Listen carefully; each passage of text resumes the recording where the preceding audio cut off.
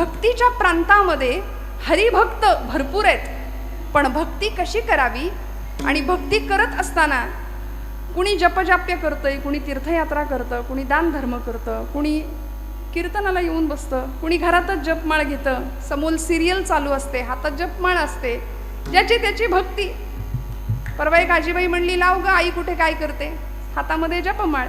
ती संजना आली की रामकृष्ण हरी रामकृष्ण हरी रामकृष्ण हरी, अरुंधती आली की रामकृष्ण हरी रामकृष्ण हरी राम, असा जप चालतो. अशी भक्ती ज्याच्या त्याच्या सोयीनुसार आहे. माझं कुणाला काही म्हणणं नाही. गणपती आता येतील काही, गणपती मंडळाची स्थापना होते, गणपती कुठंतरी कोपऱ्यात असतो, पण दिखावा जो काही असतो, देखावा फार तर मागे पत्त्यांचा डाव रंगेल. भक्ती जो तो ज्याच्या त्याच्या पद्धतीने करतो. पण प्रश्न असा आहे की भक्तीमध्ये नेमकं काय असलं पाहिजे, किंवा ती भक्ती करत असताना आपल्याला आवडते ती भक्ती करायची आहे की भगवंताच्या आवडीकरता भक्ती करायची आहे. एखाद्या मंडळाला जर गणपतीनं दृष्टांतच दिला असेल की बाबा रे, मला आपलं ते अथर्वशीर्ष नको, गणपती स्तोत्र नको, देवाची धर्माची गाणी नको, मला आपलं ते सारखं बाई वाड्यावर या ऐकवा, असा जर एखाद्या मंडळाला जर दृष्टांत दिलाच असेल तर काय सांगावं, आपण कुठे काय बोलणार. मला माझ्या मिरवणुकीला डीजे शिवाय माझी मिरवणूक करायची नाही असं जर बाप्पांनी सांगितलं असेल, पण मला सांगा, हा सगळा थिल्लरपणा भक्तीमध्ये आला. परिणामी भक्तीची व्यापक व्याख्या आम्ही विसरलो. संतांनी आम्हाला हरिभक्त होता यावं इथपर्यंत तयार केलं. भक्तीची परिसीमा काय असावी हे समजावून सांगितलं. आणि या सगळ्यामध्ये जो हरिभक्त या पदवीला पोहोचतो त्या भक्ताला काय काय प्राप्त होतं. बरं, हरिभक्त कुणाला म्हणायचं? जो विभक्त नाही तो भक्त म्हणाले. आज आम्ही सगळे विभक्त झालो आहोत, सगळे विभक्त. 92 कुळी, 96 कुळी, 98 कुळी, याच्यातच आम्ही इतके विभागलो की एक कधी दिसणार. म्हणून आमचा हिंदू धर्म बघा, सगळ्या धर्मांमध्ये आमचा हिंदू धर्म श्रेष्ठ आहे, सनातन वैदिक धर्म आहे. हे जरी असलं तरी संत्र्यासारखा दिसायला वरून दिसतोय, पण फोडल्यानंतर आतून प्रत्येक फोडी वेगळ्या आहेत. इतर पंथांचं बघा, टरबुजासारखा आहे हिरवागार, वरून आम्हाला विभाग दिसत आहेत, पण आतमध्ये फोडल्यानंतर सगळे एकसंध आहेत. त्यामुळे भक्तीची व्याख्या फक्त देवभक्ती इथपर्यंत सीमित न राहता ती देशभक्ती, धर्मभक्ती, राष्ट्रभक्ती इकडे जावी.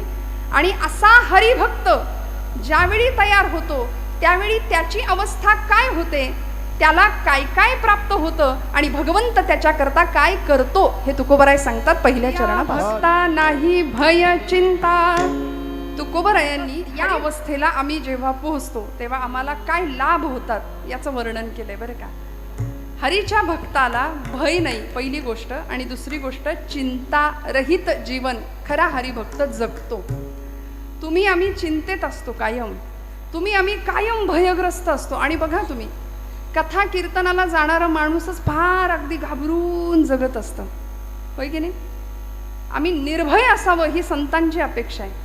कीर्तनाला रोज येणारा माणूस कायम लो कॉन्फिडन्स आहे, अजिबात आत्मविश्वास नाही, जीवनाकडे सकारात्मकतेकडे बघण्याची दृष्टी नाहीये, जीवनाचा संघर्ष पचवण्याची तयारी नाहीये. पण हरिभक्त ज्यावेळी आम्ही होतो तो भक्त भयरहित भयमुक्त जीवन जगतो. म्हणून आमच्या सगळ्या संतांची उदाहरणं बघा, चरित्र बघा. तुकोबरायांचं चरित्र घ्या. काय होतं महाराजांकडे? आम्ही सदैव सुडके, जवळी येता चोरही धाके. चोरांनी 10-100 वेळा विचार करावा यांच्या घरात जाताना जाऊ की नको. दारिद्र्य बघून आपल्याकडचंच काहीतरी द्यायची इच्छा व्हावी की काय, म्हणून चोर सुद्धा घाबरायचा तुकोबरायांकडे यायला. पण महाराज निर्भय. संसाराला बाजूला ठेवलं. संसार तापे तापलो मी देवा, करिता या सेवा कुटुंबाची. मी हे सगळं केलं भगवंता, पण पोळलो, ताप झाला, आणि आता तुझ्या भक्तीला लागलो, तुझ्या भजनाला लागलो. मला लोक काय म्हणतात याची मला पर्वा नाही. कोणी निंदा, कोणी वंदा, आम्हा स्वहिताचा धंदा. माणसाने असं असावं बरं का, निर्भय असावं, निर्भय. नाहीतर अमुक काय म्हणेल, आता कीर्तनाला मी जाऊन बसलोय, मग माझे मित्र काय म्हणतील, ऐन 25शीत 20शीतली पोरं कीर्तनाला येताना फार विचार करतात. काय समाज काय म्हणेल, 4 मित्र काय म्हणतील आत्तापासूनच येड लागलं याला. निघाला कीर्तनाला. आमच्या तरुण अगदी 20-25शीतल्या मुली सुद्धा कीर्तनाला येताना थोडंसं काचकूच करतच येत असतील, मला असं वाटतं, नाही का? मनामध्ये लोक काय म्हणतील. अर्जुनाचं हेच झालं होतं की नाही हो? पण भगवंतांनी कसं सिद्ध बनवलं. कुरुक्षेत्रावर मोहग्रस्त झालेला अर्जुन भयव्याकुल स्थितीमध्ये होता. सिदंती मम गात्राणि मुखंच परिशिष्यति. माझे हातपाय गळून गेले देवा, माझ्या तोंडाला कोरड पडली, कारण माझेच आप्तिष्ट समोर आहेत. पितामह भीष्म, द्रोणाचार्य, कृपाचार्य, या सगळ्यांना मी कसं मारू? माझे भावंड समोर आहेत. हातातलं धनुष्य गळून पडावं. भगवान गोपाल कृष्ण म्हणाले, अर्जुना उठ, उचलते तुझं धनुष्य आणि सिद्ध कर क्षत्रियत्व तुझं. स्वतःला क्षत्रिय म्हणवतोस ना. हतो वा प्राप्स्यसि स्वर्गम जित्वा वा भोक्षसे महिम. रणांगणावर धारातीर्थी पतन पावलास तर स्वर्गात जाशील आणि जिंकलास तर राज्य तुझं आहे, लक्षात ठेव. आणि मग 18 अध्यायी गीता श्रवण करावी अर्जुनाने भगवंतांच्या मुखातनं. आणि अर्जुनाला सांगावं, अर्जुना निसंग असलेला मी, माझा संग तू केलास म्हणून या पदाला पोहोचलास. म्हणून तो भगवन जो निसंगाचा सांगा तू, तो म्हणे पार्था दत्त चित्तू होई आता. हे सगळं ऐकून घ्यावं लागलं अर्जुनाला, सगळं ऐकावं लागलं. आणि मग जे काही स्थित्यंतर झालं, मग जे काही परिवर्तन झालं, अर्जुनाला निमित्त केलं. आणि भगवंतांनी भारतवर्षातल्या सगळ्या अधर्माचा नाश त्या युद्धामध्ये केला. का हो? भक्तांनी निर्भय असलं पाहिजे. भक्ताचं ध्येय काय असलं पाहिजे? ते ध्येय निश्चित असलं पाहिजे. दुर्दैवानी आज तुमचं आमचं भक्ती राहू द्या बाजूला, व्यवहारात सुद्धा धड एक निर्णय नाहीये आमचा. कायम संभ्रांत, कायम गोंधळलेल्या अवस्थेमध्ये आहे की नाही. कायम भयग्रस्त आहोत. असं केलं तर असं होईल, मग तसं केलं तर काय होईल. निर्णय क्षमता नाही. पालकांकडे नाही, त्यामुळं पालक आपल्या मुलांमध्ये ती निर्णय क्षमता देऊ शकत नाहीयेत. मग आमचं बाळ 10वी पास होतं कसं बसं. 10वी झाल्यानंतर 10वीला 98% पोराला जरी पडले तरी पालक विचारतात 2% कुठं गेले, विचारतात की नाही. सध्या कशाच्या मागे आम्ही लागलो? खऱ्या अर्थी निर्भय, बलवान आणि पोलादी स्नायूंचे संन्यासी मला हवेत, अशा स्वामी विवेकानंदांनी अपेक्षा केली होती. रामकृष्ण परमहंस म्हणायचे, मला निर्भय संन्यासी हवेत, तर भारतवर्षामध्ये मी काहीतरी बदल करू शकतो. आम्ही सतत भयग्रस्त आहोत, भीतीच्या वातावरणात आहोत. आजूबाजूला वातावरणही तसंच आहे. पण भक्त या पदाला आम्ही जेव्हा पोचतो, ती भक्ती ज्यावेळी फलद्रूप होते, त्यावेळी आमच्याकडे पहिला गुण येतो निर्भयता. का? कारण भगवंतावर जो आम्ही विश्वास ठेवतो तो कसा असतो? निष्काम निश्चळ विठ्ठली विश्वास पाहो नये वास आणि कांची. आता बाकी काही हरकत नाही, काहीही वाटेल ते झालं तरी आम्हाला त्याचा काही फरक पडत नाही. न मिळो खावया न वाढो संतान. महाराज म्हणले, देह जावो अथवा राहो पांडुरंगी दृढ भाव. काय भक्तीची परिसीमा असेल. आमचा इतका भक्तीतला सगळा गोंधळ आहे की आम्ही उपास जरी केला तरी दिवसभर इतकं तोंड वाकडं असतं आमचं. भक्ती करताना सुद्धा आम्ही किती संशयाने भक्ती करतो बघा. आम्ही कसे निर्भय होणार, आम्ही कसे चिंतामुक्त होणार. देव आहे की नाही हेच आमच्या डोक्यातनं अजून गेलेलं नाहीये. पक्क ठाम खरंच आहे का देव? नाही तर एवढे उपास तापास करतोय ते वाया जायचं. कोरोनामध्ये लोकांनी घातलेल्या माळा काढल्या की नाही? का? शंका नव्हती. डॉक्टर म्हणले चांगलं चुंगलं खा, काढली माळ. का? खात्री नाही. संशयात्मा विनश्यती असं भगवान गोपाल कृष्ण गीतेमध्ये म्हणतात. मग आपण भक्त आहोत ना, मग आपण विभागलेले, विभक्त असता कामा नये. पक्का ठाम विश्वास पाहिजे. हरिभक्त या पदाला पोहोचायचं असेल. आमची भक्ती संशयाने ग्रासलेली आहे. एकाने मला विचारलं, आता श्रावण आलंय, रोज बेलाची पानं भगवंताला व्हावी म्हणतो, सुरुवात केली खरी, पण शंकर पावला नाही तर. हे पुढचंच अजून सुरुवात पण नाही. आरंभ शूरहा असं म्हणतात आपल्याकडे त्याला. सुरुवात करायची. सुरुवात करतानाच आम्ही नकार इतका जीवनामध्ये भरवलाय. पावला नाही तर काय करायचं? म्हटलं जर तर राहू दे. नाही म्हणले मग देव बदलू का, हे आणि त्याच्यावर. आमची उपासना भगवंताला बदलण्याकरता नाही मंडळी, स्वतःला बदलण्याकरता आहे. अंतर्बाह्य तुमच्या माझ्या जीवनामध्ये परिवर्तन व्हावं याकरता भक्ती आहे. म्हणून म्हणतात दुर्दैव जावं याकरता भक्ती नाही करायची, दुर्दैवाचे घाले सहन करण्याची शक्ती मिळावी याकरता भक्ती आहे. विठ्ठल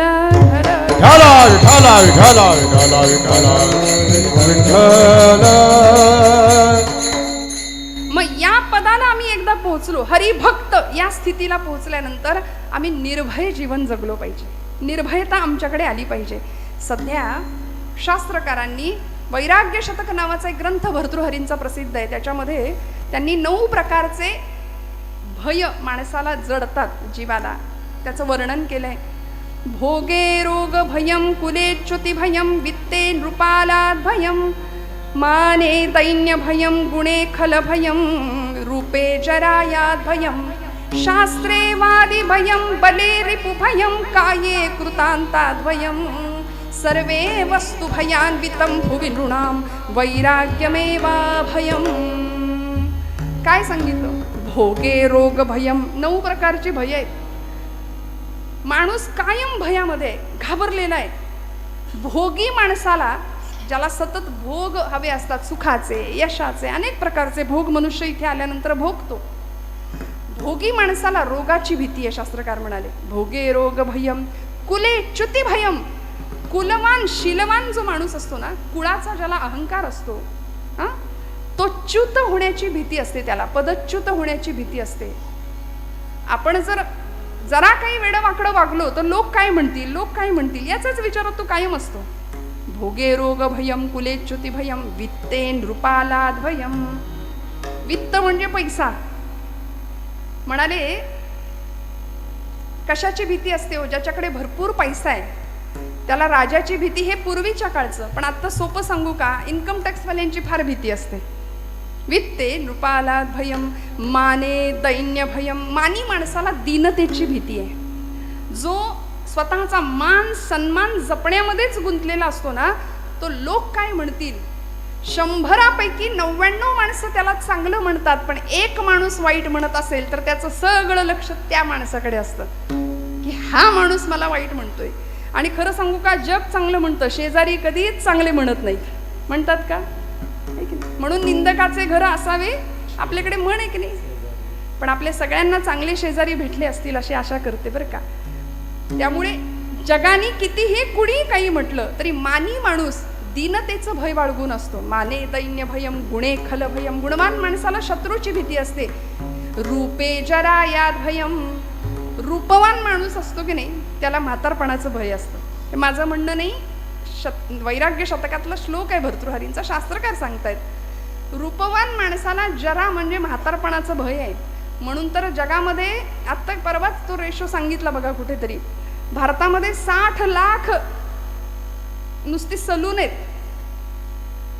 म्हणजे सौंदर्य प्रसाधनासाठी जे काही उत्पन्न भारतामध्ये जात आहे किंवा लोक त्या गोष्टीकडे जितकं लक्ष देत आहेत, रूपे जराया भयम. रूपवान माणसाला म्हातारपणाचं भय आहे. पण हे अंतिम आहे की नाही सत्य. 25व्या वर्षी जी देहाची अवस्था आहे ती 75व्या वर्षी असेल का? मान्य करावं माणसानी. आम्ही कीर्तनामध्ये बऱ्याचदा नारदीय कीर्तन, आता तुम्हाला माहिती आहे मी मागच्या वेळी नारदीय कीर्तन इथं केलं होतं. मग ते उत्सव असा असतो की सलग कीर्तन एकाच ठिकाणी असतात. मग मी एके ठिकाणी असं म्हटलं, मला राणी लक्ष्मीचं चरित्र सांगायचं होतं, झाशीच्या राणीचं. म्हटलं तरुण मंडळी जरा समोर पाहिजेत. पण मी असं म्हटलं की उद्या जरा काळे केस अपेक्षित आहेत, आज सगळेच पांढरे केस आहेत. माणसं एवढी हुशार, दुसऱ्या दिवशी सगळे डाय करून आले, हेअर डाय. सगळ्यांनी केस रंगवले. आम्ही जागच्या जागी डाय व्हायची वेळ आली. परिणाम रूपे जरायात भयम. वर्ण तिकीट पाठवले, भगवंतांनी निरोप दिलाय की बाबा झाला तुझा उत्तर रंग सुरू, आयुष्याचा उत्तरार्ध सुरू झाला 40 नंतर. मान्य करावं माणसाने. पण नाही, रूपे जराया भयम, शास्त्रे वादी भयम. शास्त्रवान शास्त्रपंडित निपुण माणसाला वादाचं भय असतं. गुणे खल भयम. गुणवान माणसाला शत्रूचं भय आहे. काये कृतांता भयम. आणि शरीराला मृत्यूचं भय आहे. किती घाबरू नये बघा आम्ही. शरीर मृत्यूनी भयभीत आहे. आता येईल का उद्या येईल. कोरोनाच्या काळात आपल्याला सगळं माहिती, मृत्यू असा गिरट्या घालत होता आमच्या आजूबाजूला. आमची माणसं कितीतरी गेली है की नाही. शरीराला मृत्यूचं भय आहे. काये कृतांतात भयम, पण उपजेते नाशे नाशिले पुनरपि दिसे हे घटिका यंत्र जैसे परिभ्रमेगा. जर माऊली म्हणते तर आम्ही हे मान्य करावं आणि निर्भय राहावं. म्हणून तर तुकोबारायांना मरणाचा सोहळा करता आला. तुम्हाला मला करता येत नाही. तुम्ही आम्ही आपण म्हणू मरणाचा कुठे सोहळा असतो का. पण महाराज म्हणतात आपुले मरण पाहिले म्या डोळा, धन्य तो सोहळा अनुपम्य. सोहळा केला, मरणा हाती सुटली काया असं तुकोबराय म्हणतात. का हो, कारण निर्भय झाले, निर्भय अवस्था प्राप्त झाली. तुम्हाला मला ती अवस्था प्राप्त व्हावी म्हणून हरिभक्ताची लक्षणं आणि भक्ताचे लाभ तुकोबराय सांगतायत. बघा तुम्ही कुठल्याही गोष्टीच्या बाबतीत आम्ही एखादी गोष्ट करायला गेलो तर आपण पहिला प्रश्न विचारतो, मग मी हे केलं तर त्याने मला काय मिळेल. हे मी केलं तर मग काय होईल, मला काय मिळेल, प्राप्ती काय, लाभ. सध्या मनुष्य सगळ्यातनं लाभ बघतो, बरोबर ना. सगळ्या गोष्टीतून आपल्याला काय मिळेल, फायदा काय मिळेल. तुकोबरायांना आमच्या सगळ्यांची ही मनोवृत्ती माहिती आहे. म्हणून म्हणले भक्ती करा, हरिभक्त व्हा, तुम्हाला काय काय मिळेल. मोठीच्या मोठी यादी सांगितली या अभंगामध्ये. पहिली गोष्ट निर्भयता तर आहेच आहे, आणि अशी निर्भयता होती म्हणून अनेक हरिभक्त भक्तीच्या प्रांतामध्ये यशस्वी झाले. नवे पांडुरंगाला, आपल्या उपास्य देवतेला आपलंसं केलं. आमची राधाराणी असेल, मीराबाई असतील, कान्होपत्रा असतील, जनाबाई असतील. जनाबाईंना तर सुळावर चढवण्याची शिक्षा सुनावली गेली ना, पण निर्भय होत्या. पांडुरंगाला जाब विचारायच्या, अरे विठ्या विठ्या मूळ मायेच्या कारट्या. पुढचं फार वाईट बोलले, तिथे नाही बोलू शकत. जनाबाई का हो, हक्क होता परमेश्वरावरती, आणि जो खरी भक्ती करतो त्याचा प्रेमळ हक्क भगवंतावर असतो. तुम्ही आम्ही हक्क नाही दाखवू शकत, कारण आम्ही लबाड भक्त सगळे. आमची भक्ती म्हणजे फक्त दाखवण्यापुरती. खरं सांगू, ब्रह्मचैतन्य गोंदवलेकर महाराज म्हणतात की आपली भक्ती अशी असली पाहिजे की आपल्या घरच्यांना सुद्धा कळलं नाही पाहिजे आपला परमार्थ. इतका लपून परमार्थ पाहिजे. आपल्या शेजारच्याला सुद्धा कळलं नाही पाहिजे. आम्ही मात्र सगळीकडे दाखवत आमचा परमार्थ करतो. जनाबाईंचा परमार्थ असा होता, दळिता कांडिता तुझं गाईना अनंता. जात्यावर दळायला बसावं आणि पांडुरंगाला बोलवावं. दिशा उजळल्या गेला कोंबडा अरहून, जनाई बैसली जात्यावरी दळायाला. पांडुरंग सखा येई तिच्या गमदतीला. घरच्या पिठाची घालू भाकर पती देवा. ही गोडी अमृताची पांडुरंगा वाटे हेवा.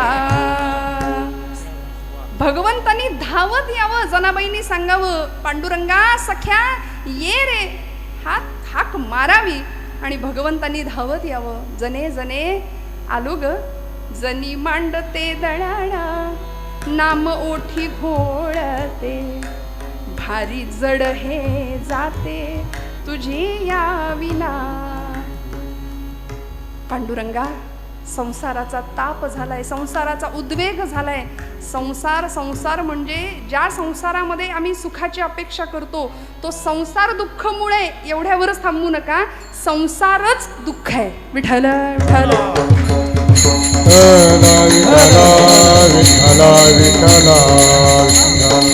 म्हणून हाक मारावी आणि पांडुरंगाने धावत यावं.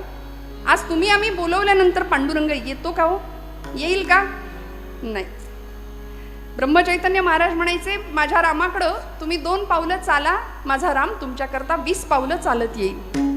तुम्ही चाललाच नाही तर तो म्हणेल तू तुझ्या जागी बरा, मी माझ्या जागी बरा. आमचा असं आहे, आम्हाला देवाकडून सगळं पाहिजे, देव नको. आहे की नाही?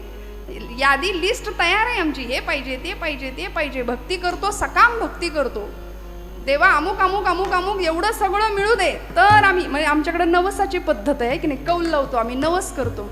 ही सकाम भक्ती झाली. पण संतांनी निष्काम भक्ती करावी. जनाबाईंची निर्भयता काय होती? जनाबाईंनी भगवंताला बोलवावं आणि भगवंतांनी धावत यावं. कारण जनाबाई म्हणायची, अरे अरे विट्या मूळ मायेच्या कारट्या.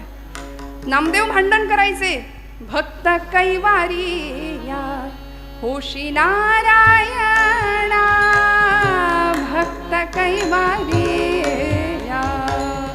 होशी नारायणा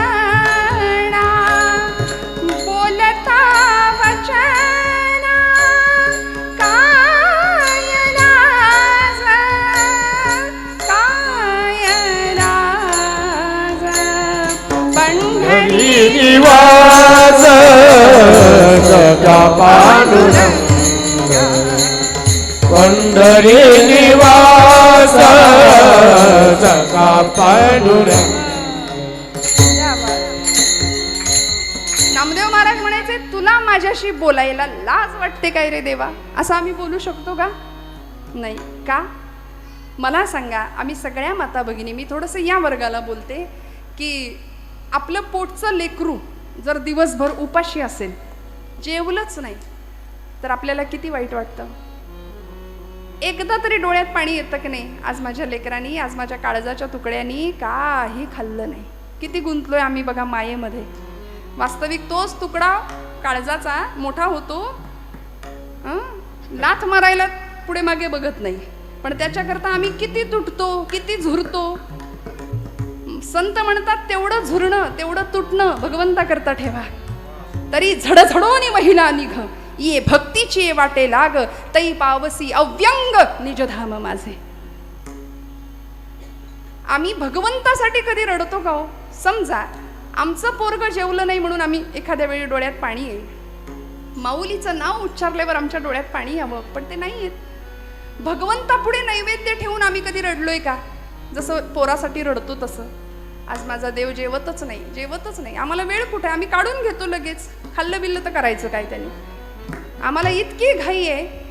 भगवंता करता आम्ही रडत नाही. आणि खरं सांगू का, नामदेव महाराज रडले म्हणून पांडुरंग जेवला. अज्ञान स्वामी रडले म्हणून रामराय जेवले. ब्रह्मचैतन्य महाराज रडले म्हणून राम जेवला त्यांच्या हातनं. इथे आम्ही रडणारं कुणी नाही, त्याला बोलवणारं तर कुणी नाही. तो तिष्ठत उभा आहे 28 युगांपासून. पुन्हा कधीतरी एखादा माझा नामदेव यावा, मला हट्ट करावा जेवणाकरता. पुन्हा कधीतरी एखादी जनाई यावी, तिने मला बोलवावं. तो व्याकुळ आहे, तो आर्त आहे, तो भावाचा, भक्तीचा भुकेला आहे. आमचा नैवेद्य तो खात नाही. आणि खरं सांगू का, आपला नैवेद्य तो खात नाही, याच्यातच तो आपली आब राखून आहे. विठ्ठल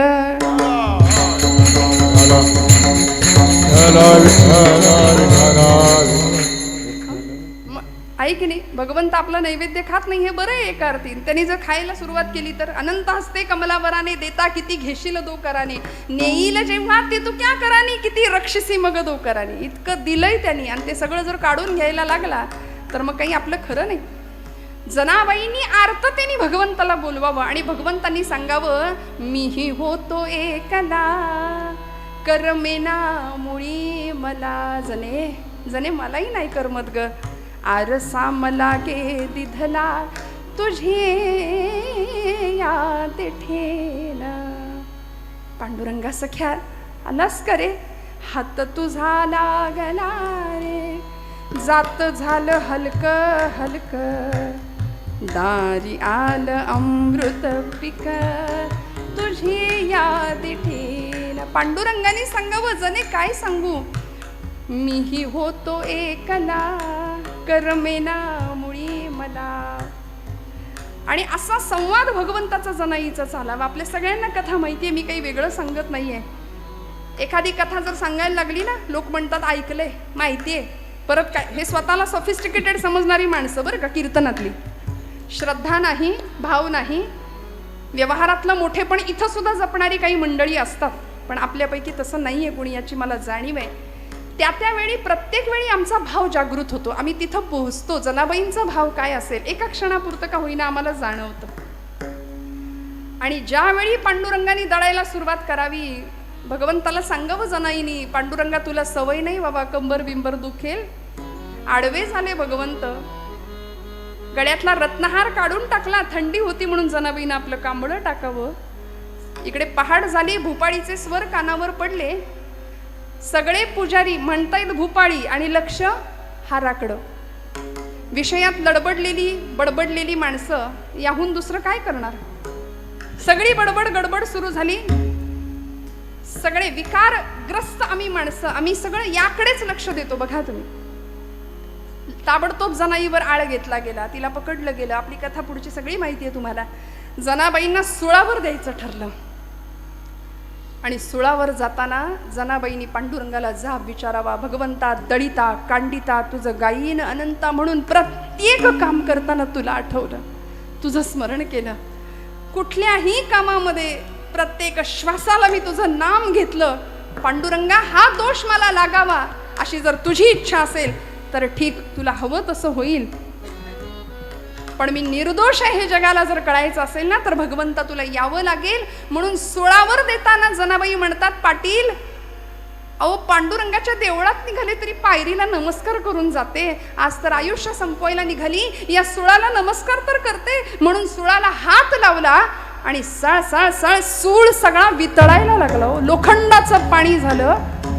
आता जर हे असं नवीन पिढीला सांगितलं तर फार पुढारलेली, फार शिक्षण घेतलेली मंडळी म्हणतात हे काही पटत नाही, बुद्धीला पटत नाही. पण बुद्धीपेक्षा भावनेनी इथे विचार करायचा असतो. बरं, त्यांना पटावं तर त्यांनाही सांगावं लागेल, नाहीतर ते इकडे येणारच नाहीत. आपलं फार आहे बघा तुम्ही, आपल्या संप्रदायामध्ये असू दे, हिंदू धर्मामध्ये असू दे, आमची नवीन पिढी भरकटलेली आहे, वेगळ्या मार्गावर जातीये. का? कारण आम्ही त्यांना आपलंसं करून घेत नाही. तुला नाही कळायचं ते जाऊ दे, तुझं तू बघ. आपण त्याला बोलून मोकळे होतो. पण ते म्हणतात हे तुमचं मॅजिक आम्हाला पटत नाही, आमचं लॉजिक काय आहे? लोखंडाचं असं पाणी होऊ शकत नाही. अहो पण पंचभौतिक असलेला देह आहे, भू जल तेज समीर ख अशा 5 महाभूतांपासून बनलेला देह, त्यातलं अग्नितत्व भगवंत जागृत करतात. आणि अग्नीचा स्पर्श झाल्यानंतर लोखंडाचं पाणी जसं होतं तसं अग्नीची सत्ता तिच्या हाताच्या स्पर्शाला दिली, लोखंडाचं पाणी झालं. सर्व सत्ता आली हातात, नाम याचा खेचर दाता. भगवंत सत्ताधीश आहे, तो तुम्हाला मला सगळं द्यायला बसलाय. त्यामुळे आम्ही निर्भय व्हावं आणि मोकळ्या मनाने, मोकळ्या अंतःकरणाने भगवंताची भक्ती करावी. नाही भय चिंता, चिंतारहित जीवन तुमचं आमचं असावं. का? कारण दुःख निवारिता नारायण तुझं मोकलील. चिंतारहित असावं, सकल जीवांचं करीतो सांभाळ, तुझं मोकलील ऐसे नाही. का बरं आपल्याला सोडेल? कारण तो कसा आहे? दुःख निवारिता नारायण तुकोबराय म्हणतात. आणि मग हे सगळं कळायचं असेल तर आम्ही काय केलं पाहिजे? अभंगाचं 2रं चरण. न लगे वाहणे संसार उद्वेग, जडोने दीपांग देवराव. तुकोबरायांनी सांगितलंय, भगवंतावर एकदा विश्वास ठेवला की नाही की संसारातला उद्वेग करायची गरज नाही. न लगे वाहणे संसार उद्वेग, जडोने दीपांग देवराव. भगवंत उसणं शिल्लक ठेवत नाही. कर्ज ऋण भगवंत सगळं फेडतो, व्याजासहित फेडतो. काय दिलं हो सुदाम्यानी? मुठभर पोहे दिले. ऋण तरी मुठभर पोहे, त्याच्या व्याजात हे मनगरी ती. व्याज म्हणून सुवर्ण नगरी दिली. मग म्हणाले मुद्दलाचं काय झालं? मुद्दलात मुक्ती देणे ही कोण्या साहुकारीची रीत. मुद्दल म्हणून मुक्ती देऊन टाकली सुदाम्याला. भगवंत सगळं फेडतो. दरबारामध्ये दुःशासनाने केसांना धरलं होतं, फरफटत आणलं होतं, दयेची याचना करत होती आमची द्रौपदी माता. कितीतरी अर्जव करत होती, विनवण्या करत होती, भीक मागत होती रक्षणाची. द्रोणाचार्य, कृपाचार्य, अश्वत्थामा, पितामह, भीष्म, एकापेक्षा एक बलाढ्य महारथी पांडव प्रतापी होते. पण तरी सुद्धा नाही कोणी धावलं लज्जा रक्षणासाठी. दोन्ही हात सोडून हात उंचावले आणि भगवंताला सांगितलं, हे भगवंता, हे माधवा, हे अनंता, हे मधुसूदना, धाव म्हणून. आणि भगवंतानी सगळं ऋण जडोने दीपांग देवरावा. नाही सोडलं, नाही ठेवलं, सगळं फेडून टाकलं. एका चिंधीचं ऋण सहस्त्रपटींनी वस्त्र पुरवलं द्रौपदीला त्या परिस्थितीमध्ये. आज आम्ही भगवंताचे भक्त म्हणवतो, वारसदार म्हणवतो, स्वतःला हरिभक्त म्हणवून घेतो. पण भगवंताचे हे गुण सुद्धा तुमच्या माझ्यात आले पाहिजेत याचा विचार आम्ही करत नाही. महाराज म्हणले नलके वाहणे संसार उद्वेग. ज्या संसाराला तुम्ही आपलं आपलं आपलं कवटाळून बसलाय तो संसार वास्तविक तुमचा नाही. ते सगळं इथं राहायचंय. आम्ही असे बांधावर उभे राहतो आणि येणाऱ्या पाहुण्याला सांगतो ते झाड दिसतंय का, तो डोंगर दिसतोय, तिथपर्यंत सगळं माझं. ती वसुंधरा माता, ती धरणी माता हसते तुमच्यावरती, म्हणते याचा पंजा सुद्धा हेच म्हणायचा, याचा आजा सुद्धा हेच म्हणायचा. हे सगळं अहंता आणि ममता या दोन गोष्टी अत्यंत घातक आहेत. मी आणि माझं, यामुळे संसाराचा उद्वेग झाला. संसाराला आम्ही आपलं म्हणून बसलं. दुःखमय असलेला संसार फक्त दुःखाला कारण ठरला आणि आम्ही दुःखी झालो. वास्तविक जो प्रपंच आपला आहे त्या प्रपंचामध्ये सुख आहे का हो? गेले 2 पती पत्नी, 65-70 वर्षाचं वय होतं. आजीचं वय 65 आणि 70चे एक वयोवृद्ध आजोबा. कुठे गेले? कोर्टात गेले. वकिलाला म्हणाले घटस्फोट पाहिजे. वकील म्हणले आता थोड्यासाठी कशाला, झालं ना तुमचं आयुष्य, संपत आले, एवढे दिवस एकत्र राहिला आणि म्हातारा बाबा आता तुम्ही घटस्फोट का मागताय? नाही म्हणाले, ही म्हातारी काही सुखाने जगू देत नाही. म्हणजे संसार इतका केला तरी सुद्धा प्रपंचामध्ये सुख नाही. नाही म्हणे तरी सुद्धा मला सांगा घटस्फोट का मागताय? आता किती दिवस राहिले, छान मजेत घालवा, छान एकत्र गुण्या गोविंदांनी संसार करा, उरलेला जो काही आहे तो. नाही म्हणाले, पहिल्या दिवसापासून हिने मला त्रास दिलाय. म्हणाले वकील म्हणले काय त्रास दिलाय? अहो मिळेल हातात वस्तू, जे भांड मिळेल, लाटणं असू दे, उलटणं काय असेल ते फेकून मारते म्हणले मला. मग म्हणले इतके वर्ष सहन केलं तुम्ही, सहन नाही केलं, आता नेम लागायला लागलाय म्हणले. विठ्ठल विठ्ठल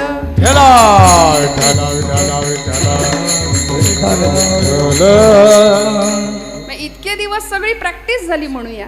आणि असा प्रपंच आहे बघा ना. वाटतंय सुख आहे, सुख सुख म्हणत आहे, दुःख ठाकोनी आले. करुणाष्टक लिहिली समर्थ रामदास स्वामींनी. त्यांनी असं सांगितलं, विषयजनित सुखे सौख्य होणार नाही, तुझ विण रघुनाथा वोखटे सर्व काही. भजन रहित रामा सर्व ही जन्म गेला, स्वजन जनधनाचा व्यर्थ म्या स्वार्थ केला. रघुपती मती माझी आपुलीशी करावी, सकळ त्यजुनी भावे कास तुझी धरावी.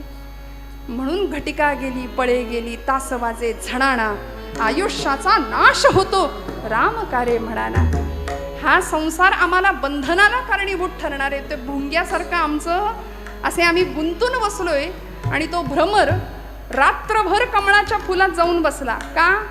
आता उजाडेल, मग उजाडेल. त्या कमळानी पाकळी मिटली.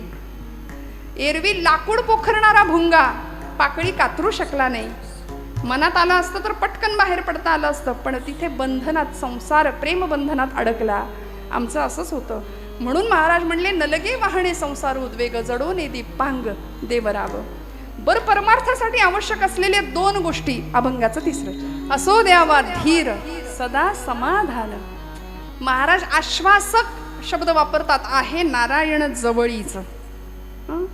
तुलसीदासजी म्हणतात, चीटी के पाव में घुघरू बजे वो भी नाद श्री रघुनाथ सुने. एवढं त्याचं आमच्याकडे लक्ष आहे, पण आम्ही बेभानपणे आयुष्य जगतोय. आम्हाला भ्रांत आहे कशाची, सुख कसं मिळेल, संपत्ती कशी कमवता येईल. सध्या सगळ्या जगाची भूक एक आहे, सत्ता, संपत्ती, पैसा, श्रीमंती. मेलेल्याच्या टाळूवरचं लोणी सुद्धा ओरबाडून घेण्याची वृत्ती समाजामध्ये आपण आज पाहतोय.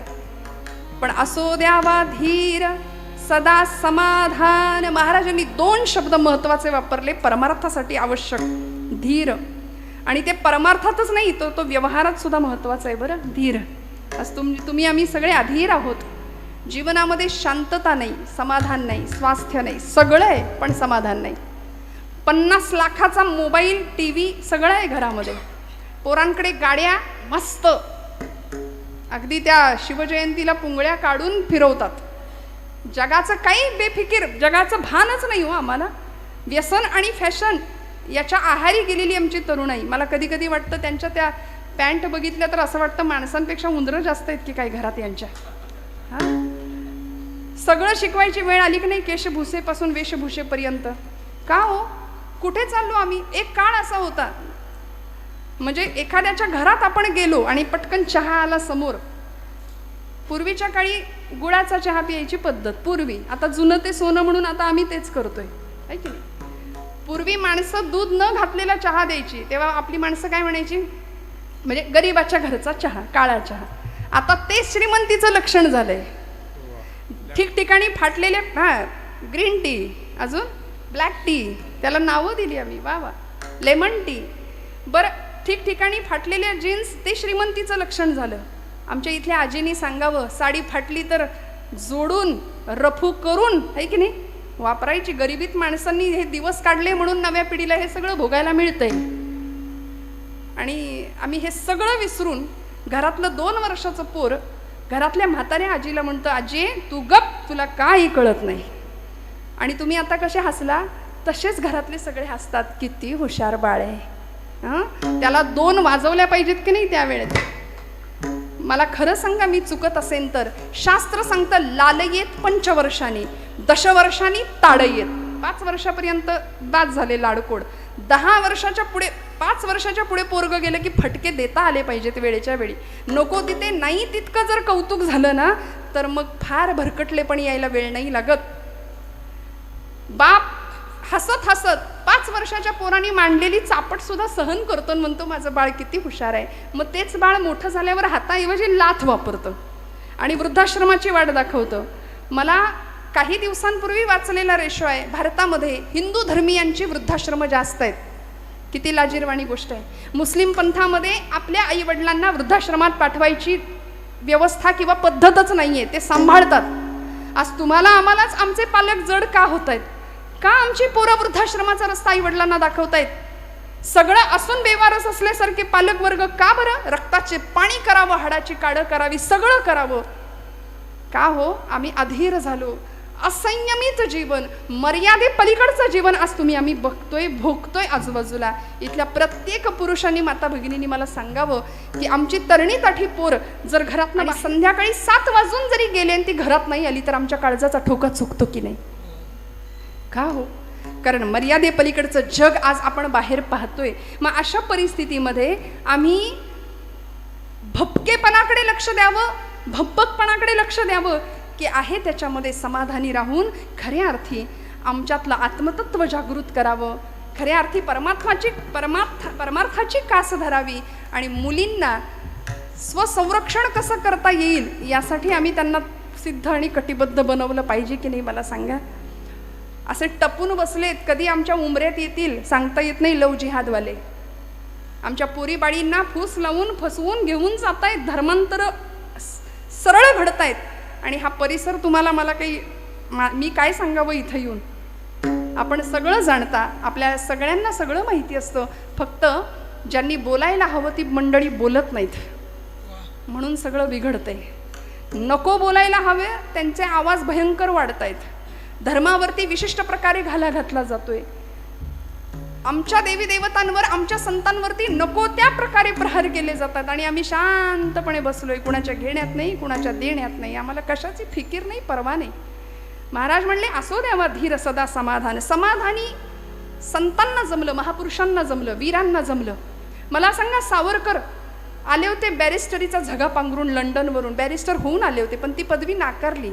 इथं आल्यानंतर 2 BHK 3 BHK घेता आला असता, बंगले बांधता आले असते, जमिनी घेता आल्या असत्या. संतांना करता आलं असतं की नाही? माऊलींना विचारावं, माऊली तुम्ही काय केलं इथं येऊन? तुम्ही काही घेतलं का एकरभर जमीन? माऊली म्हणले, हे विश्वची माझे घर, ऐसी मती जयाची स्थिर, किंबहुना चराचर आपणची झाला. म्हणून आज तुम्ही आम्ही बंगले बांधतो, पण आमच्या घरामध्ये माऊलींचा फोटो असतो.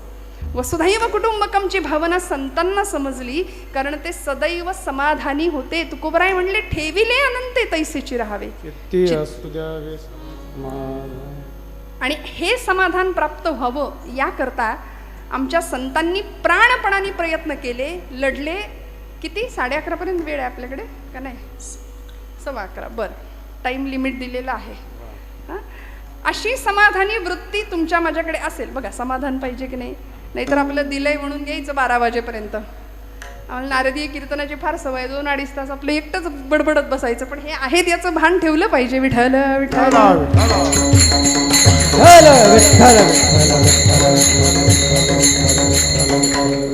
आहे नारायण जवळीचं. म्हणून बघा तुम्ही, देशभक्त असू दे, देवभक्त असू दे, या सगळ्यांनी भगवंताचं अधिष्ठान समोर ठेवलं. 16व्या वर्षी छत्रपती शिवप्रभूंनी रायरेश्वराच्या मंदिरात जाऊन रोहिडेश्वराच्या किल्ल्यावर 150 मावळ्यांच्या धारोष्ण रक्ताचा अभिषेक शंभू महादेवाला घातला होता. का? सामर्थ्य आहे चळवळीचे, जो जो करील दयाचे, परंतु तेथे भगवंताचे अधिष्ठान पाहिजे. स्वतःसाठी उत्तम जगता आलं असतं, पण नाही. भक्त या पदाला, मग तो मातृभक्त असू दे, देशभक्त असू दे, देवभक्त असू दे. भगतसिंग ऐन 22व्या-23व्या वर्षी ही पोरं फासावर गेली. कल्पना करा, आमच्या घरातली 22-23 वर्षाची पोरं, काय वय होतं, पण तरी सुद्धा देशमातेसाठी प्राणांचं बलिदान दिलं. आणि ज्यावेळी फाशीच्या तख्तावर उभे राहिले होते भगतसिंग, मेरा रंग दे बसंती चोला, माहे रंग दे बसंती चोला, त्यावेळी भगतसिंगांची आई त्या कारागृहाच्या बाहेरच्या बाजूला रडत होती, भिंतीला कान लावत होती, त्या भिंतीवरून हात फिरवत होती, मेरा भगत फांसी पे जा रहा है. सगळा समाज विचारत होता की आई साहेब तुम्ही का रडताय? मुलगा फासावर चालला म्हणून रडता का? नाही म्हणाल्या. नाही, मेरा भगत आज जा रहा है इसलिए मैं नहीं रो रही हूँ. मेरा भगत जा रहा है, मातृभूमि के लिए जा रहा है, ये मुझे पता है. भगत जा रहा है इसका अभिमान है. अरे भगत सारखी अजून 7 पोरं जरी माझ्या पोटी जन्माला आली असती ना, तरी ती मी मातृभूमीलाच वाहिली असती म्हणाली. याला म्हणायचं भक्त ही अवस्था बरं का. मग राष्ट्रासाठी, देवासाठी, धर्मासाठी प्राणावर उदार होण्याची भूमिका आमच्या सगळ्या संतांनी, महापुरुषांनी, वीरांनी निभावली. आमच्याकडे तारुण्याची व्याख्या परमादरणीय जगन्नाथ महाराज फार सुंदर सांगतात बघा. तेजस्विता, तपस्विता आणि तत्परता हे 3 गुण एकत्र आले की तरुण होतो ना, पण तो तरुण धरून आणावा लागतो म्हणतात की नाही महाराज. पण या तरुणाईला कशाला म्हणायचं हो तरुण? अंगापिंडांनी बळकट, मजबूत स्नायू, बलदंड शरीर यष्टी म्हणजे तरुण का? नाही. तेजस्विता, स्वामी विवेकानंद म्हणाले, तपस्विता आणि तत्परता हे 3 गुण आले की आम्ही सगळे तरुण. मग 75 वर्षाचे शेलार मामा सुद्धा तान्याला म्हणायचे, तान्या चढव यशवंती, म्या मारीन उदय भान्याला. गडाला पण सिंह गेला तेव्हा चमत्कार घडतो, जेव्हा 75 वर्षाचे शेलार मामा तिथे प्राणांची आहुती देतात, तिथे लढतात. तानाजी मालुसरे प्राणांची आहुती दिली, जीवाला जीव देणारी ही सगळी मावळे मंडळी. का हो? कारण शपथच घेतली होती 16व्या वर्षी, हे राज्य व्हावे ही तो श्रींची इच्छा. रक्ताचा अभिषेक केला होता शंभू महादेवाला. देवीचं अधिष्ठान ठेवलं होतं. देवी उमे कालिके आदिशक्ती शिवानंदिनी भक्त कल्याणिनी चंडासुर छेदिनी भद्रकालिनी शंभासुर प्राण संहारिणी दाक्षायणी शैल राजेंद्र कन्ये जगत्स्वामिनी राजराजेश्वरी कुळाची भवानी तुला प्रार्थितो हा शिवाजी रणी दे जय स्वामिनी. देवी उमे कालिके आदिशक्ती शिवानंदिनी भक्त कल्याणिनी चंडासुर छेदिनी भद्रकालिनी शंभासुर प्राण संहारिणी. कुळाची भवानी तुला प्रार्थितो हा शिवाजी रणी दे जय स्वामिनी. आई जगदंबेची पूर्ण कृपा होती म्हणून हा राजा सिंहासनाधीश्वर छत्र चामर परिधान केलेली, पण तरी सुद्धा गळ्यामध्ये देवी भक्तीची कवड्याची माळ घालत होता. हातामध्ये पोत घेऊन देवीचा भुतिया म्हणून गोंधळी बनून नाचत होता. हे गोंधळी गोंधळी अंबेचे गोंधळी गोंधळी गोंधळी गोंधळी आम्ही अंबेचे गोंधळी गोंधळी गोंधळी आम्ही अंबेचे गोंधळी. आमचा घालावा गोंधळ वासुदेव हरिनाम संबळ. आमचा घालावा गोंधळ हरिनामे संबळ. तिथं विठूचं राऊळ तिथं संतांचा गोंधळ. जिथं विठूचं राऊळ तिथं संतांचा गोंधळ. गोंधळी गोंधळी आम्ही आंब्याचे गोंधळी गोंधळी गोंधळी आम्ही आंब्याचे गोंधळी आम्ही आंब्याचे गोंधळी. आई राजा उध उध म्हणून हातात पोत घेऊन का हो, सामर्थ्य आहे चळवळीचे, जो जो करील तयाचे, परंतु तेथे भगवंताचे अधिष्ठान पाहिजे. म्हणून स्वराज्यावर आलेली सगळी संकट परतावून लावण्याचं धैर्य, साहस, पराक्रम आणि ताकद होती, कारण निर्भय अवस्था प्राप्त झाली होती. हरीची या भक्ता नाही भय चिंता. कारण जिजाऊ माऊलींनी अगदी लहानपणापासून हरिभक्ती शिकवली होती. रावणाला मारणारा राम शिकवला होता, कंसाला मारणारा कृष्ण शिकवला होता, पराक्रमी कीचकाची छाती फोडणारा भीम शिकवला होता. आता आमच्या पोरांना विचारा भीम म्हणजे काय हो, ते पोरग म्हणतं छोटा भीम, कार्टून मधला लाडू खातो. पण पांडव प्रताप, पांडव गीतेमध्ये वर्णन केले, धर्मो विवर्धति युधिष्ठिर कीर्तनेन पापम प्रणश्यति वृकोदर कीर्तनेन माद्री सुतो कथयताम न भवन्ति रोगाः शत्रुं विनश्यति धनंजय कीर्तनेन. प्रत्येक पांडवाचं गुणवर्णन केल्यानंतर आम्हाला फायदा आहे, लाभ आहे. धर्मो विवर्धति युधिष्ठिर कीर्तनेन, धर्मराजांबद्दल ऐकल्यावर बोलल्यावर धर्मभावना जागृत होते.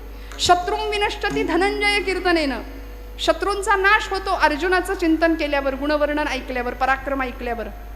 वृकोदर म्हणजे भीमसेन, भीमांचं गुणवर्णन ऐकल्यानंतर अंतःकरणातली पापभावना जाते. आणि माद्रीसूत म्हणजे नकुल सहदेव यांचं वर्णन ऐकल्यानंतर रोगांचा नाश होतो. मग हे सगळं आम्ही ऐकायचं सोडून आज आमचे हिरो बदलले, आदर्श बदलले. असो, माझा त्याबद्दल बोलण्याचा आत्ता तरी भाव नाही आहे, पण या पलीकडे जाऊन तुकोबराय सांगतात, आहे नारायण जवळीचा थोडा विश्वास ठेवा, भगवंत आहे आणि तो आहे. बरं, दर्शनशास्त्रामध्ये ईश्वरी अस्तित्वाच्या काही खुणा सांगितल्या जातात. परमेश्वर आहे याच्या खुणा, अचानक सुगंध येतो, अचानक मंद वारा येतो, अनाहत नाद ऐकू येतो, बासरीचा मंजूळ स्वर कानी येतो. वारीतल्या लोकांना अनुभव असतात, कुठेही फुल नसतं पण अचानक सुगंध येतो, आणि जिथं सुगंध आहे तिथं कृष्ण परमात्मा आहे. दर्शनशास्त्र आहे, भगवंत आपल्या अस्तित्वाची खूण देतोच देतो, फक्त ती जाणून घेण्याची भावना असावी. आणि मग नवविधातल्या सर्वश्रेष्ठ भक्तींमध्ये अशी एक भक्ती आहे, त्या भक्तीकडे जाताना पहिली भक्ती तुकोबराय आमचे भागवतकार सांगतात, श्रवणम कीर्तनम. आणि या कीर्तन भक्तीमध्ये असलेली नाम साधन ही भक्ती, ती आम्हाला नित्य निखळ परमानंद दिल्याशिवाय राहणार नाही. म्हणून हाताने टाळी, मुखाने नाम विठोबा. वडघरमधल्या सगळ्याच लोकांचा उत्साह, कीर्तनावरचं प्रेम आणि संतोष भाऊंचं नियोजन आयोजन सर्वच अप्रतिम आहे, यात शंका नाही. आपल्या सगळ्यांचा भाव. पण खरं सांगू का, वक्ता, वक्तृत्व, वक्तव्य आणि व्यक्तिमत्व, कीर्तनकाराच्या वक्ता, वक्तृत्व, वक्तव्य आणि व्यक्तिमत्व यातलं वक्तव्य फक्त घ्यावं, बाकी सगळं सोडून द्यावं. कारण कीर्तनकार येतील जातील, पण ही गादी अनंत काळापासून आहे, अनादी कालापासून चालत आलेली ही परंपरा. आणि या उज्ज्वल परंपरेचे आम्ही पायीक आहोत. आशीर्वाद रूपाने आपल्या सगळ्यांचं प्रेम मिळतंय, यामध्ये मी स्वतःला खूप भाग्यवान समजते. तुकोबरायांच्या या अभंगावर चिंतन करत असताना, अभंग गोड आहे, 4 चरणांचा आहे. हरीची या भक्ता नाही भय चिंता, दुःख निवारिता नारायण. न लगे वाहणे संसार उद्वेग, जडो नेदी पांग देवराव. असो द्यावा धीर सदा समाधान, आहे नारायण जवळीच. न लगे वाहणे संसार उद्वेग, जडो नेदी पांग देवराव. भागवतामध्ये नवविधा भक्तीचा उल्लेख आहे. श्रीमद भागवत महापुराण या ग्रंथामध्ये कथा आहे, प्रल्हादानी आपल्या पित्याला म्हणजे हिरण्यकश्यपूला नवविधा भक्ती पटवून सांगितली. श्रवणम कीर्तनम विष्णू स्मरणम पादसेवनम अर्चनम वंदनम दास्यम सख्यम आत्मनिवेदनम. श्रवण भक्ती पहिली आहे. का हो, मूल जन्माला आल्यानंतर लगेच बोलायला सुरुवात करतं का? नाही, पहिल्यांदा आजूबाजूच्या जगाचा कानोसा घेतं, ऐकायला सुरुवात करतं, मग हळूहळू बोलायला सुरुवात करतं. पहिली भक्ती आहे श्रवण. म्हणून श्रवणाचे मिसे बैसावे येवोनी साम्राज्य भुवनी सुख नांदे. मनाचा मारू न करता, इंद्रियांना त्रास सुद्धा न देता, माऊली काय म्हणते, येथे मोक्ष असे आयता श्रवणाची. श्रवण भक्तीचं महात्म्य आमच्या सगळ्या संतांनी पटवून दिलंय. आणि त्या पुढची भक्ती जी आपण आता करतो, कीर्तने महादोष जाती, कीर्तन चांग कीर्तन चांग होय अंग, असा महिमा कीर्तन भक्तीचा आहे की तुकोबराय म्हणतात, ब्रह्मज्ञाना हाती घुटवीन लाळ, ऐसा या कीर्तनी ब्रह्मरस, मुक्त आत्मस्थिती सांडवीन. काय संतांचा दृढ विश्वास आहे बघा या नामभक्ती विषयीचा. म्हणून कलियुगामध्ये तुम्हाला मला तारणारं एकमेव साधन आहे. बाकी सगळं आपण करूया, व्यवहार उत्तम करूया, प्रपंच नेटका करूया, भरपूर पैसा, जे काही प्रत्येकाला जे हवंय ते सगळं मिळवायचंय. पण हे करत असताना तुमच्या माझ्या जीवनाचा पाया जर भक्तीचा असेल तर आयुष्यात कितीही संकट आली, आणि आयुष्याचं नावच संघर्ष आहे ना. आपण ECG कुणाचा कधी काढताना बघितलंय का? ECG मशीन, त्या ECG मशीनच्या रेषा बघितल्यात का? ती रेष कधी सरळ असते का जिवंत माणसाची? तो माणूस जिवंत आहे तोपर्यंत ती रेष वर खालीच चालू राहते. एकदा का ती रेष सरळ झाली की श्वास संपला, जीवन संपलं. मग रात्रंदिन आम्हा युद्धाचा प्रसंग, अंतर्बाह्य जग आणि मन, हे तुकोबांनी सांगून दिलंय. मग कशासाठी मुडदूस चेहरे करून आम्ही जगायचं? संघर्ष प्रत्येकाला आहे, दुःख प्रत्येकाला आहे, प्रत्येकाला सहन करायचंय. आलिया भोगासी सगळं सहन करायचंय. आपलीच कर्म फळं आहेत, ती फळं आपण इथे भोगतोय. दुसरं काय आहे? कुणाला निंदा करायची, कुणाला द्वेष द्यायचा, कुणाला बोल लावायचा? एखाद्याला दुखवण्याकरता तुमची माझी योजना भगवंतांनी केली आहे का? नाही ना.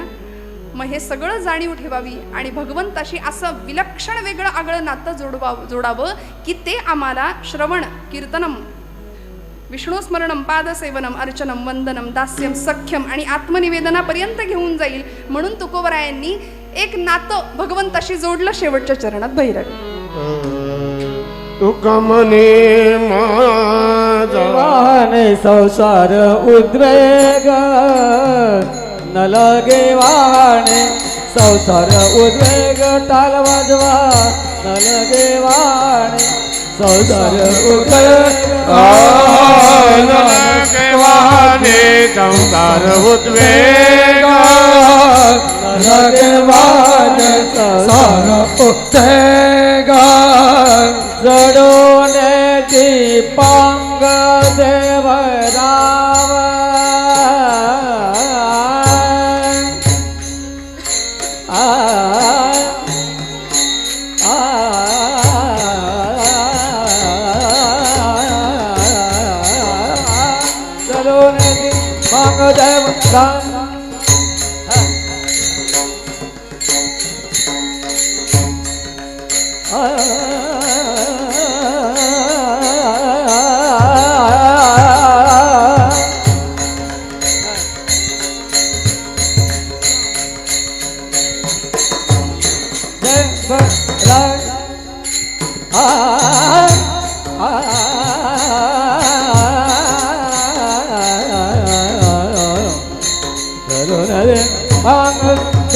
राजा देवराया देवराया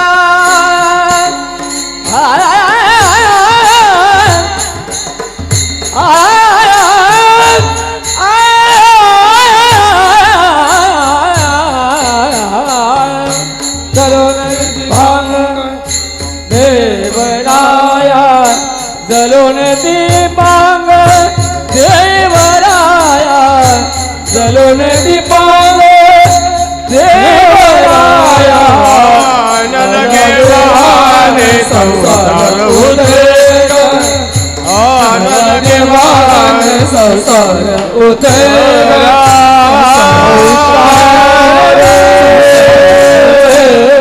उद्वेग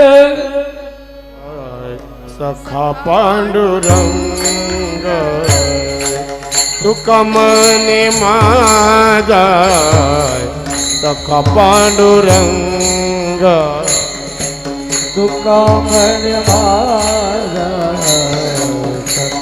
पांडुरंग तुका म्हणे माझा सखा पांडुरंग तुका म्हणे माझा सखा पांडुरंग तुका म्हणे माझा सखा पांडुरंग तुका म्हणे माझा सखा पांडुरंग तुका म्हणे माझा सखा पांडुरंग या पियेले जग या पियेले जग तेने के न लगे वारे संसार उद्वेग न लगे वाहने संसार उद्वेग जग व्यापिये जग येणे एक न लगे वाहने न लगे वाहने संसार उद्वेग जडून दीपांग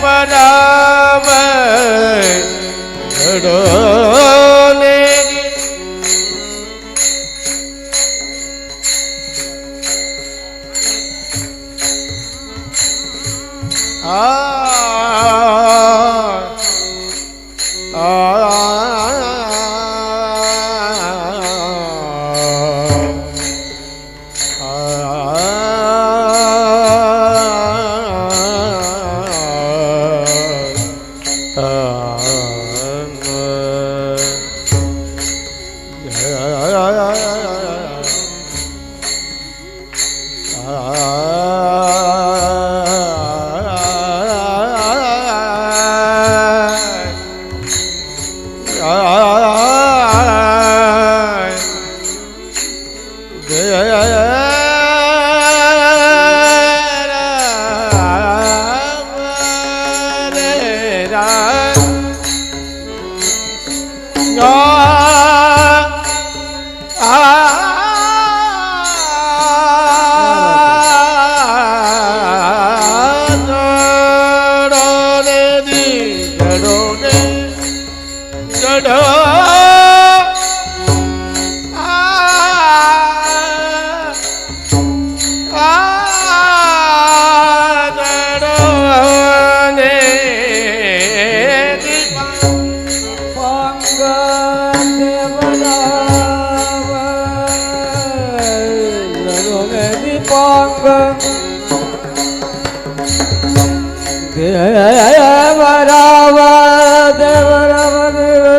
जडून दीपांग देवराव देवराव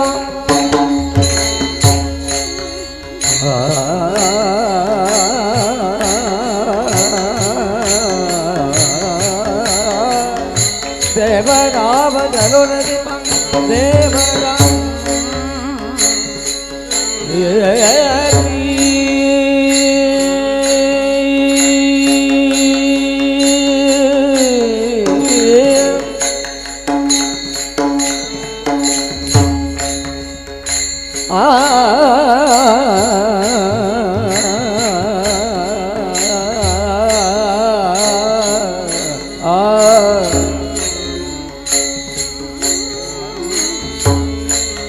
आधी म्हणायचं न लगे वाहणे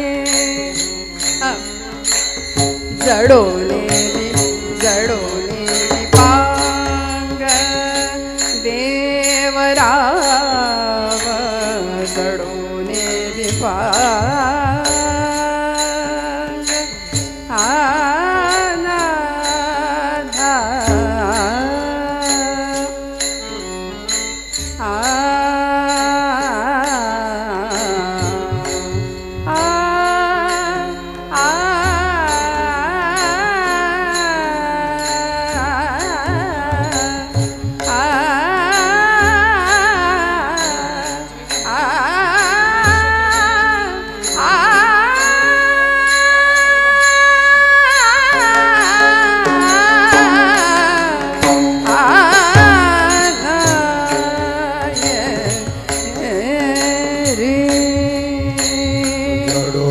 दीपांग जडोने दीपांग देव राम न लगे वाने संसार उद्वेग नलगे वाने संसार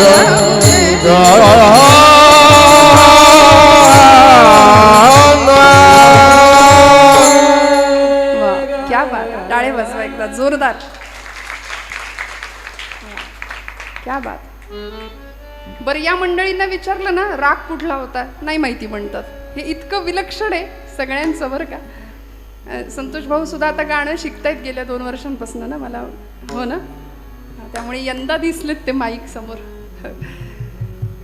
गोरक्षनाथ महाराजांचं सुद्धा मोठेपण यातच आहे की यांना शास्त्र विचारलं त्यामागचं राग कुठला, वादी संवादी काय, वर्जस्वर कुठले, काही माहिती नाही, पण गळ्याची जात आणि भगवंतांनी दिलेला हा प्रसाद, ती मंडळी ही सगळीच, सुनील महाराज काय, गोरक्षनाथ महाराज काय, जपतायत प्राणपणाने.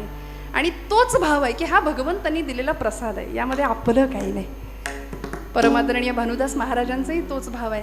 नादब्रह्माची अनेक वर्षांपासून सेवा करत आलेली ही मंडळी, स्वरब्रह्माची सेवा करत असलेली ही मंडळी, मनापासून झालेली सेवा सगळ्यांच्या चरणी रुजू करते.